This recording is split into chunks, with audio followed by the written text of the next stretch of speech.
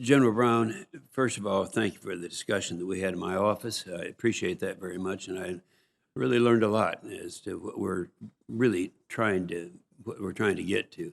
As I mentioned, China will have more stealth fighters in the Western Pacific than us in 2025. That's just one of the consequences of our very, very low number of aircraft procurement since 1990. And that we could get into the discussion. I hate to keep you comparing my fear for what might be happening to the F-35 with what has happened and did happen back in about 2004 with the F-22. And the only reason I keep bringing that up, I'm about the only one around here old enough to remember that. So we will make sure that we profit from the mistakes we made back at that time. Now, we need the total capability that we have for the stress on the airmen. And to that point, Mr. Kendall testified at his confirmation hearing to be Secretary of the Air Force that the way to bring down sustainment costs is to procure more F-35s.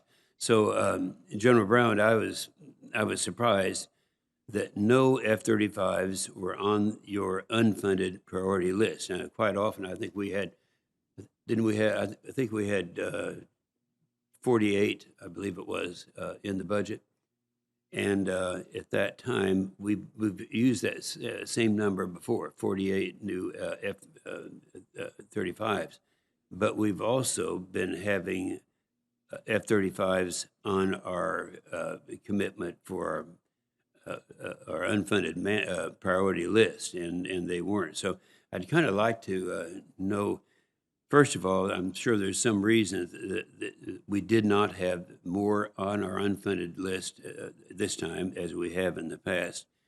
And then some kind of a statement as to your commitment as to the F-35 being the cornerstone of the Air Force. Now, that's not just for us on this committee. That's for our allies that are out there because they're depending on that because there's not another game in town. Do you have any response as to why we didn't have unfunded F-35s in this last budget? Chairman Inhofe, I appreciate the conversation as well, and I appreciate the opportunity to share with you and with the committee as well, as I've said publicly. The F-35 is the cornerstone of our fighter fleet. Right now, it is the second largest of our fighter fleets inside the United States Air Force. At the same time, it's a very capable platform, and watching the mission capable rates for the F-35 are on par with our rest of our fighter fleet. And so not only for United States Air Force, but also for our allies and partners, and I personally engage with many of our allies and partners that are flying the F-35, and I know they feel the same way about the F-35. Yeah, but I'm just saying that you can't say it enough because they have a big investment, a lot to rely on that vehicle, and so I think it serves a good purpose to remind them that yes, that is our cornerstone. It will remain that way. We're going to increase that fleet. General Raymond, we discussed this also in our meeting. One of the main reasons we created the Space Force was to focus the department efforts in space. It seems to me, and I suspect I'm not the only member up here in this dais, that is a little confused in terms of what are we trying to get to? What is our goal right now?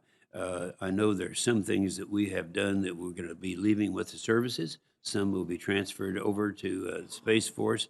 I'm not exactly sure. First of all, what is going to be transferred over, and then secondly, what would be our timing on this? What would it look like at the end? On the remainder of my time, just another 40 seconds, any comments about that? What's this supposed to look like, and when would we anticipate the signs are there to end that transformation that's taking place now? Yeah, thanks for the question, sir, and I appreciate the opportunity to meet with you yesterday. We are deriving unity of effort across the department, as you said in your question. I think that's one of the reasons why we stood up a Space Force. We have come to agreement with the Army, the Navy, and the Air Force on what missions should transfer over. And I appreciate the close partnership that we've enjoyed with all three of those services. We're going to begin bringing those capabilities over this year. And it's largely capabilities that that the other services operated in space, and we'll bring those over. What we wanted to be careful, though, is that we didn't break the other services. We stood up the Space Force. We did that work initially with the Air Force over the last year. We've brought all the mission sets from the Air Force now into the Space Force, and beginning in this fiscal year, we'll begin the transfer of Army and Navy capabilities into the force as well to unite those efforts under one service. And when would you anticipate that those expectations would be met? Sir, that begins this year, and we'll bleed over into next year to finalize it. But over the next 2 fiscal years, we'll complete that shifting of capabilities from those other services. Thank you very much, gentlemen. Thank you. Thank you, Senator Inhofe. Senator